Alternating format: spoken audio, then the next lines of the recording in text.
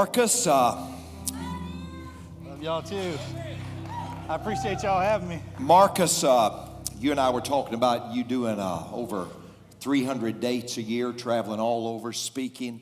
But of all the places you go, Marcus, I'll promise you, there's no other place anywhere near this place, like this place. This must be the place because this place loves God. This place loves America. And this place loves America's military.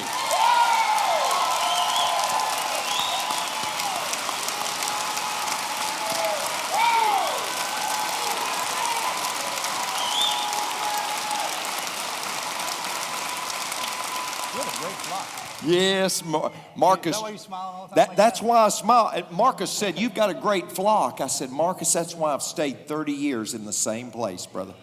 Same place. Same They like right. you that much? Well, they've let me, they've let me stay, Marcus. How's that going? Yes, they've let me stay. Marcus, you and I were talking about I'd preach some in Nacogdoches, Texas, and you said, Pastor, where you preach there in Nacogdoches, Texas is about 30 or 35 minutes from where I live. What was it like growing up? Tell us a little bit, what was it like growing up in East Texas? So thank y'all for having me, by the way. How's everybody doing? Everybody good? Make sure that you are, all right? No matter what's going on out there, we're going to make it through this. Amen. So the best way to describe it, when you're in Texas, this is funny. If I say I'm from East Texas when I'm in Texas, and they're like, well, you're not far enough east to call yourself an East Texas boy. I grew up right in the heart, the center of it, in between Houston and Dallas. And then Nacogdoches is, like I said, 35, 40 minutes a little outside. But there's a whole bunch of little towns that have some universities in it, and then you got the big cities. And I grew up right in the middle of that. Yes. On a horse ranch. So as I got older, and my mom sent me to dad, and my dad let me get out and kind of wander around, and we would make our way in and out of those places. And a lot of my buddies went to school out there.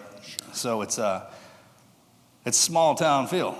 And that's kind of like that community, that common unity, right? We grew up, and I knew I was in a good place when I pulled in here because the only other time I've seen a sword like that stuck in the ground is right down the road from my house. Same size, looks just like that. All right. That cross outside, I call it a sword, because those things can go either way. Amen. You can either bless them with the word or bless them with it. Amen. Amen. Well, Marcus, these people certainly appreciate your service and all. How did, Marcus, this whole deal about becoming a Navy SEAL, how did that happen? So that was my brother's idea, not mine. I have an identical twin brother. We're mirrors. He's the alpha of the two of us. He was born before me, 7 minutes. At least that's what he keeps telling me. But he's the left side, I'm the right. He's left-handed, does everything, and I do the other side. He's kind of my hero. I followed him blindly wherever we went. He drives everywhere we go. He's kind of still the boss. I get in trouble with him. He yells at me. It's weird. I don't know. I can't talk to me like that. I'm a grown man. Yeah, whatever. So I was down in the barn feeding the horses one day. I was in early teens. He came running down there, excited. He's like, I know what we're going to do. We're going to be Navy SEALs. I didn't even know what that was. Sea, Air, and Land Specialists. He's like, we're going to jump out of airplanes, shoot guns, blow stuff up, scuba diving. There's a pretty good chance we're going to die. I was like, sign me up. That's exactly what I want to do. Because I don't like violence. I was a little bitty growing up. I got picked on, and just like everybody else, especially by him, right? I mean, I played tennis and was in drama in high school and college. That tells you anything? So I had to be molded into this. What was your size, Marcus? I graduated, when I was born, I was 4 pounds, 3 ounces. My brother's 3 pounds, 8 ounces. And as we grew up, we didn't grow like everybody else. Our eyes were going in different directions. Like he had one of mine, I had one of his, so we was always looking at each other. You ought to hear my father talk about this. He's like, boy, he's like, and I'm a father now. And I tell even my kids were funky looking, I'd be like, you're beautiful, I love you. My dad would be like, man, you're funky looking. He's like, but that's okay. He's like, you're gonna be trained. I am gonna train you every day of your life. And as you grow from a boy into a man, he would always tell me that. He wasn't my friend at all. He was real upfront about that. My shoes are here for you to walk in every now and again. If you need them, they are not here for you to fill. Period. He's like, through your life, I'm going to give you two things. One of them you're going to earn. I'm going to give you discipline every day of your life. Through that, you're going to get respect. Respect for yourself and respect for other people. Amen. The only time you ever lose your respect is when you lose your discipline. You're the only one that can throw that away. Period. And, I come from a matriarchal family. The women run the show. I mean, that's how it is. People are like, I come from one of those too. I'm like, no, you don't. Not, or if you do, you know exactly what I'm talking about. Because the only time you ever see the men is when they come to tune you up. Because you got out of one of the ladies. And most of the time you didn't even know you do it. Yes. It just, my dad come home, he's like, I know you did something. Just because I didn't catch you didn't mean you didn't do it. I'm going to tune you up. That's that father wisdom right there. So my brother being the eldest, he kind of took the brunt of it. And as we grew up, when I graduated high school, I was 5'6", around 154 pounds. So like I say, this is all anthrax and government work. I grew another 1.5 inches when I was 23. And I came back from my grandmother's funeral, the first time we'd been back, and I was 6'5", 280 pounds. And they were like, good Lord, son, what happened to you? I was like, I don't know. What do you mean? Because I still have I like to joke around and kid. I'm more like a battery. You kind of put me in the middle of what we're doing, we'll be doing it. Like the running joke was, I'll make a bad time into a good time. Right, we're just going to keep going until we run out the backside. And never quit. So with my brother, when I say he's the alpha, he is the alpha of the two of us. I mean, I look up to him. Anything you think I've been through is nothing compared to what that joker has. I mean, he's been in helicopter crashes, 14 deployments, I think. Wow. He just kept going back. He was in a helicopter crash, he broke his back, people died, he got back online, went back over 3 more deployments, broke his back again in Afghanistan, and he called me from the hospital. I was on the movie set, and he called me from Germany. This is a funny story. And the first thing he said to me is like, bro, I didn't get shot. And he's one of the only males in our family for a couple generations that hadn't been shot, so we give him a lot of grief for it. And yeah, we exist. There's those, we're out here. We're weird. It's all right. So I hung up on him. He was in the hospital, and he calls me back. He's like, I'm really in the hospital. I was like, I know, I'm just messing with you. Yeah. He's like, I'm going to be all right. He's like, but I think they're going to get... After a while, guys, in our line of work, we can't... Youth is a tool. It's hard for us to pull that weight. And then we become liabilities. And when you realize that's the hardest thing to give up, is to walk away from it. The day they told me I couldn't be a Navy SEAL anymore hurt worse than anything. I was like, what do I need to get back in the gym? What are you talking about? I mean, give me some more titanium. What do I need to do? Just stay in that. And then my brother's like, well, I got to find something harder to do than be a Navy SEAL. So he went to med school. He's a cognitive neuroscientist. I don't even know what half that stuff is. He's just real smart. And, he went and did all that so he could fix me, because I get beat up. I mean, I came here to bleed. That's what I came here to do. So if I wasn't doing it, then I wasn't doing my job. Right. And you can adapt yourself to anything. Your body's specifically made to survive in this environment. Not only that, it's made to thrive. What you think is a hard time is not. What you think is a bad time is not, because we don't have those anyways. The only way you can measure your good times are off the difficult ones. Otherwise, you're measuring off somebody else's. It's incumbent upon you to put yourself into it. Otherwise, God's going to put you in there, and you're not going to be ready. And even when I saddled up, knowing I was going into it, he'd still throw me a ringer, and I mean, that's how I learned. On the outside, if you get hit, that pressure goes inside, and it molds you, and it forms you into your brain. It creates a pattern. So when you get hit the next time, it won't hurt as bad. You get hit again, it won't hurt at all. I explained that to my kid. He was asking me why I don't cry when I scratch my knee. I was like, well, I used to when I was your age. And I don't care how old you are. If you've never been in a situation, you will act like a child for the first time when you get into it. So when you grow through this, you grow up, you realize, like, yeah, I know it hurts. It's kind of like a sensor on your car. I see the blood and I feel the pain, but it's not going to get any more intense than that, and that bleeding will stop, so I'm just going to keep going. Until ultimately you have to rip everything off of me. I mean, they tore me in half, and I was still going. That's what y'all created. I couldn't have done that without y'all. I don't think you know exactly what it is you've created and how special y'all are, because we do our own lives. We go about your day-to-day activity, but in reality, man, what you guys are capable of, that's what I call you America's grace. Amazing grace. That's what y'all are. At any given time, you can give anybody anything, or you can take it away from them. We have the capacity to be we can be mean if we want to. And that's love. Love and evil, same word back and forth. Kind of like earth and heart, right? Same thing. When we're down here trying to figure out how to get through that. And when you saddle up for love, like I'm gonna love you. But guess what? In order to do that, we're gonna have to go through some bad times so I can truly understand what loving you is all about. And that was the hardest thing for me to learn. Because normally when the bad stuff rolls on, you want to get out of there. But if you find that inkling of anything to stay in there for a second, it'll subside. And I don't care how hard you get hit. You can't even believe what you can take. I mean, you can't believe it. This thing is designed to stay alive. I mean, on your hardest day is nothing compared to what you could. That's right. Man. Marcus talking about how we're designed. As I knew we were going to be discussing this, one thing that I wanted to ask you about is in the SEAL training, this Hell Week. I've learned a lot because what I thought, Marcus, was I thought Hell Week was probably the last week, and if you rang the bell, you were out, and if you didn't ring the bell, you became a SEAL. But tell us a little bit about what Hell Week really is. Because the SEAL training is broken down into 3 phases. 4 technically, when you it's a holding pattern, all right? First phase, second phase, and third phase. First phase is just a gut check, beat down, mental and physical torture, just to make sure you have what it takes to go to follow-on training. And this is all just our basic stuff.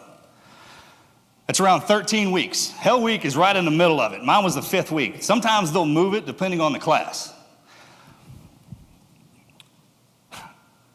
And it's a day of buds. It's just 24/7 from Sunday till Friday. And they rotate the instructors around. All your instructors are SEALs, so they're just rotating around on you. They get the break, you don't. And it's a matter of how long can you go. They're going to show you what you can take. So we're in this room, and they make us watch shark attack videos. I'll never forget that. Because in my high school yearbook, my greatest fear was getting eaten by a shark. It actually says that. And then I went to become a Navy SEAL. Who does that? Sometimes I look back at some of those moments and like probably should have thought more about that one. Sure. But it was the best life ever. Thank you for it.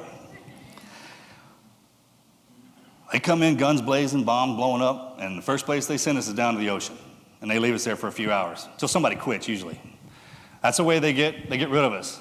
The Pacific Ocean's our mother. And I joke about this. I didn't know that the Pacific Ocean never got warm. It wasn't in Texas history. It's either 58 to 64 degrees year round. And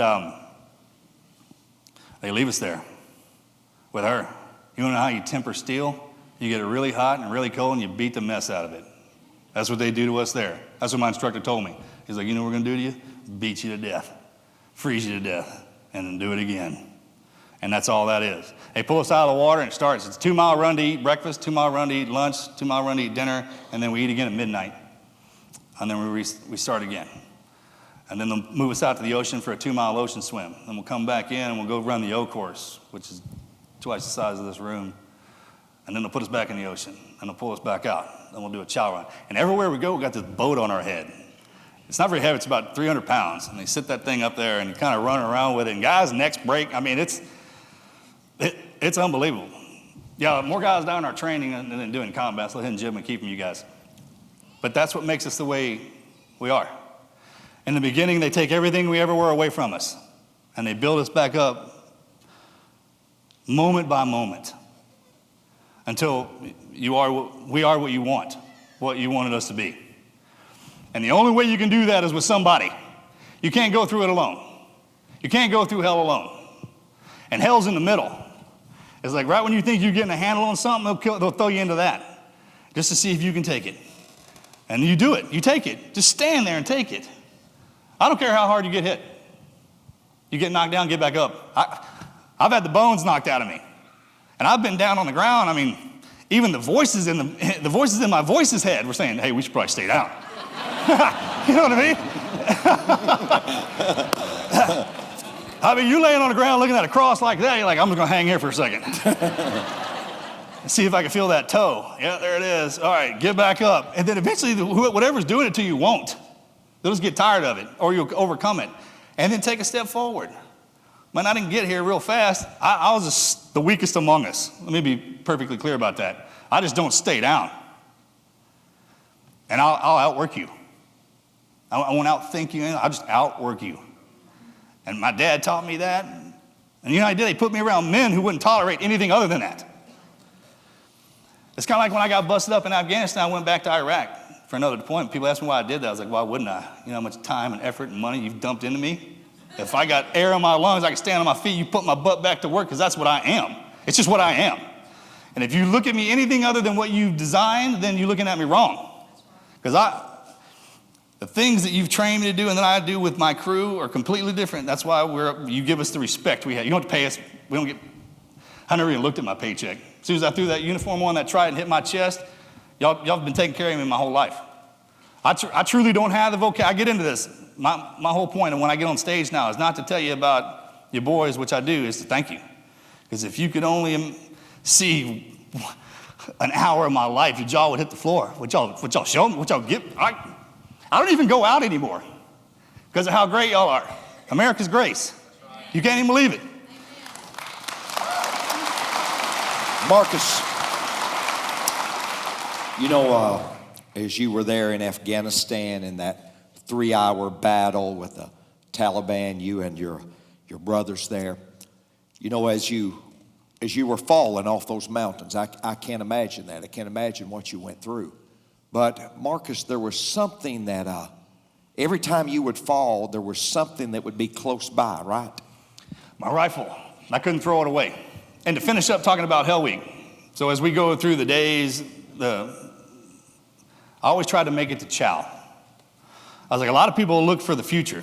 Like, they'll look at me, I'm going to graduate, and no, let's back that sucker up and hit the low gear. That's what you do when things are tough. I'm not looking back what's going on in an hour. I'm looking about like 5 minutes. So we're going to make it through that. And when you hit that low gear and you just start pushing, just go. Take it all.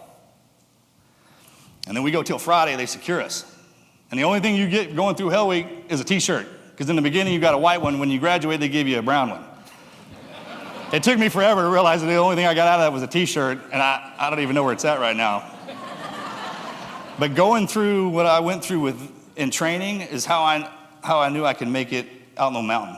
So I just went through Hell Week again. But everyone was, shot up, it was bad. And in the beginning of the operation, SEALs, we love our gear. Everything you guys issue us, we have to take care of it, we maintain it. Now, I'm not saying we don't try to outwork it, we do that. We try to outwork our gear, so if we break it, but we don't abuse it, because y'all get rid of us. I mean, we lose something, it's over. Put my finger on the trigger before I try to engage, it's over. And if I lose any of that, it's definitely. So in the beginning of that gunfight, I had all my gear. At the end of it, I was naked, and all my gear was gone. I just had my rifle left. And no matter how many times because it got ripped out of my lanyard. I mean, I'd flip, and I'd sit up and the thing would be stuck in a rock right beside me, and I'd pick it up, man, we'd go to work again. And they'd flip me in a different direction, and that rifle, I could see it and hear it. And I'd look up, and it's like it'd be sitting right there. And I lasted for over a day. I even slid down the side of the mountain into a river. I was trying to get something to drink. Don't ever do this. This is a bad mistake. Write this down. I just tried to slide down in it, and it didn't work, and I turned upside down, and that rifle, I could see it sliding down beside me, and when I flipped into the river, my knees hit me in the face and knocked me out. And when I came to, my rifle was laying over my face. And it was at least 15, 20 feet away from me when I was going down that hill. And I'm talking about a long way. It's the only thing I came out with was my rifle. That's the only thing I was supposed to come out. Big deal. You don't turn that thing back in, I guess. Marcus, can you look circumstances like that in others? Can you look over your life and see God's hand and God's plan in your life? Everything we do. Before you come down here, imagine you wrote out your plan. Kind of signed it off by the boss signed off on it. And then we come down into your entry point, and then you got the exit. And then all the roads in between lead eventually to it, but you can go any way you want. I always joke that he's got one hand on my butt, so if I get out of line, he'll swat me, and he's got one hand on my chest in case I go too fast. He'll take my wind from me. And then the in-between, he messes with me. But you got to know a God who would create all this has to have a great sense of humor, right? Never forget that part.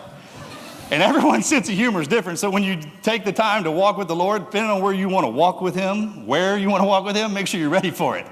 Because there'll be times you get into a pit where you're the only one in there with him. That's right. And he's going to be okay. And so will you if you don't lose faith in that. Because that's what fathers do. Like you said, you want to come down here and be a tough guy. How tough you feeling now, homie? Because everybody's dead, and it's just me and you sitting here in this hole in the middle of nowhere. I wrote, God would give me justice. I scratched it on a wall. They put me in this hole. And I was high enough on them mountains, I'm pretty sure he was hearing me. I was like, sure. I was like, sir, it's Marcus again. I know you don't like me checking in. But I was like, I managed to get myself into, you ain't even gonna believe.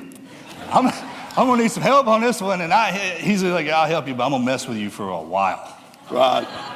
So anytime I'm somewhere and I start getting messed with real hard, I know that's him. And when I wake up in the morning and like one thing goes wrong, like something serious, like a flat tire, you miss your plane. If one thing goes wrong, that's life, right? If two major events kind of go wrong in your day, you know you ain't behind the wheel. That's the boss driving. And he's about to take you for a ride. So just kind of saddle up and enjoy it. And that's how you learn. That's where you get from 0 to 40, you just have an opinion. Sorry, you youngsters, but that's just what you got. 40 to 60 is your perspective, and then your wisdom drops in after that. So have fun with your opinion.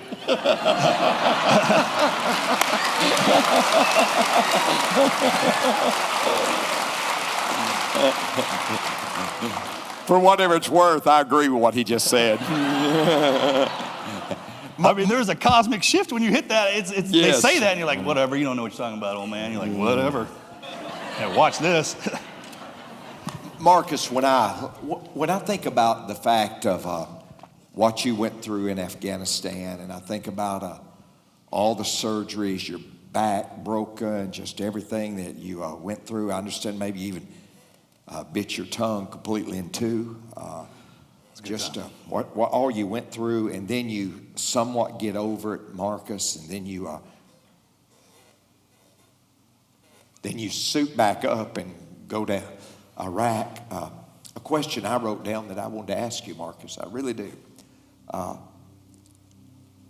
Marcus, what causes you to love America so deeply? Y'all do.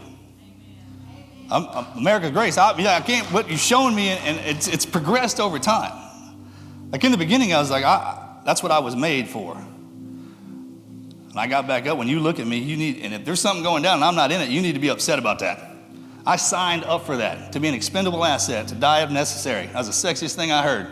And and the guys that I around with, there's not very many of us, but we're here. And every time I would get broken and y'all was like, all right, now we're gonna put this titanium spine in you, you ain't gonna break again. I looked at you like I was like, thank you. Oh my God, and then you're like, get back up, you're good. Every one of y'all, when y'all look at me, you're like, you're good. So I'm an example of what you can take, because I'm weaker than you were ever. Never forget that. I just got turned into this over time. Like I said, I came here to bleed. Some of us do that, so others don't have to. And I never felt bad about it. I never felt sorry, abused, misplaced. I mean, I felt love my entire life from y'all. Hospital. I mean, I would get beat up so bad. You know, you get beat up bad when there's people wearing masks and blue suits. They're like, this guy is even human here? And they put me back together and then put me back online. I couldn't believe it. I was so thankful for y'all. Y'all pulled me out of hell. I had to go there to see what I was made of. And the boss dropped the hammer on me pretty hard. He might have left me down there a little bit longer than I should have been, but whatever. Like I said, he's got a great sense of humor. And as I come back and you get stronger, we get stronger together. I couldn't have done this. I mean, they talk about people needing therapy. I get up here and look at you, looking at me, and what you tell me. If you're telling me that I'm supposed to be okay and that I did a good job, then I did. Why would I think otherwise? Because that's what you designed me for. I'll never break on that, especially now. you guys hooked me up with some pretty cool hardware, so pretty thankful for that. Marcus, you talked about God's plan and how God's used your life and He's used all of our lives. But I heard you say something, about being a SEAL and the fact that you could die. The fact that 3 of your dearest friends did die. And the fact that every one of us are going to die. And you said something that it was a line that you used that I'll probably use. But you was asked, did you fear death? And do you fear death? You made a statement. You said no, because I wrote that check a long time ago. I wrote that check a long time ago. You listen to me closely, folks. Whether you're Marcus Luttrell, you're Benny Tate, no matter who you are, it's imperative that you've written that check. It's imperative that you know that your heart's right with God, because eternity's too long to be wrong. And just for a moment, every head's bowed and every eye's closed. With every head bowed, every eye closed. Pastor, I'm here. I've not written that check. How do you write that check? Well, the reality is we're all sinners. And Jesus Christ went to the cross and He paid our sin debt. He put the money in the bank. And the only way we can write the check is accepting Jesus Christ. As Pastor, I'm here today, and I don't know that if I died, I'd go to heaven. I don't know that my heart's right with Christ. I know you won't embarrass me, you won't call my name, but I don't know that I'm right with God, Pastor. And I want to be right with God. I want to be right. Today, I want to be right. It's not coincidental you're here. God brought you here. It's not coincidental you're watching. God allowed that to happen. I don't know that I'm right, Pastor, and I know you won't call my name, but I know you'll pray for me. If you would like prayer, right where you're at, just slip your hand up. Just slip your hand up and right back down and say, Pastor, pray for me. Up and right back down. God bless you. God bless you. God bless you. God bless you. I'm just waiting on your hand. Just pray for me, Pastor. God bless you. God bless you. God bless you. I'm just waiting on your hand. Now listen to me closely. If you raised your hand or you're watching today online and you want to make peace with God, simply pray this prayer with me. Pray this prayer with me. Repeat after me. Lord Jesus, I'm a sinner, but God, I'm sorry for my sin. I'm so sorry, I want to change. I believe that you died on the cross for my sin. And I confess my sin to you right now. Come into my heart, Lord. Come into my life and forgive me. Now thank you, God, for forgiving me. Thank you that I am right with you. If you prayed that prayer with me, hold your hand up real high where I can see it. Hold it up real high. That's it. Just hold your hand up real high where I can see it. You're doing great. Just hold your hand up real high where I can see it. You're doing great. You're doing great. You're doing great. Just keep your hand up. Just keep your hand up. If online you prayed that prayer, I simply ask you to respond and say 4 words at that device to us. I prayed that prayer. That's all I ask you to do. I prayed that prayer. I'll promise you, you'll feel much better. There'll be a peace and a consolation, but reach out to us. It's for your sake. And simply say, I prayed that prayer. It's the greatest decision we ever make, the decision to accept Jesus Christ.